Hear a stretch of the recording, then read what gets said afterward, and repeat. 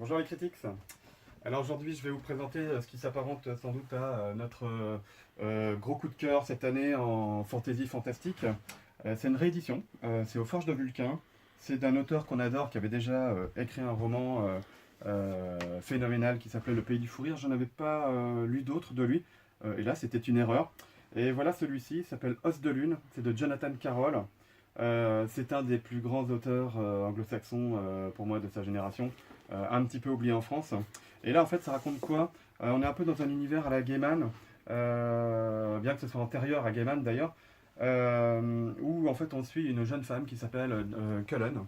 Et en fait Cullen a eu un petit souci, c'est qu'elle est tombée sur le bad guy entre guillemets, qu'elle est tombée enceinte et qu'elle a dû avorter. Quelques années plus tard, en fait, elle se marie, elle trouve le good guy, voilà, et va commencer à être très heureuse, voilà, et va avoir une jeune fille, May. Et à partir en fait du moment où elle va accoucher, elle va commencer à faire des rêves, mais des rêves très très étranges parce qu'ils sont chronologiques. Et elle se trouve dans un univers, elle vit des aventures dans un univers qui s'appelle le Rondua. Et dans ce Rondua, en fait, vit un jeune garçon qui s'appelle Pepsi. Voilà, il y a aussi un dromadaire et puis un chien géant.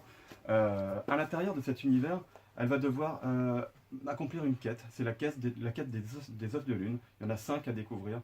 Et ça va lui faire en fait euh, rencontrer plein de personnages, un petit peu comme dans Le Magicien d'Oz, dans Alice au Pays des Merveilles, tous plus édifiants les uns que les autres. Voilà, il y a tout ça qui est mis en rapport, la réalité et le rêve. Et plus ça va en fait dans le roman, plus on est dans la part du rêve.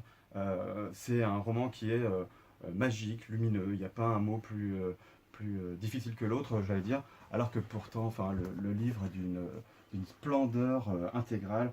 Voilà, nous, on a vraiment juste adoré ce récit de Jonathan Carroll. Faites-lui honneur, parce que Jonathan Carroll, c'est un auteur qui n'a pas beaucoup marché en France jusqu'à présent, et il faudrait vraiment faire quelque chose pour cet auteur, parce qu'il est sans doute un des plus grands pour moi. Voilà, donc venez découvrir Os de Lune de Jonathan Carroll, c'est aux Forges de Vulcain. A bientôt les critiques.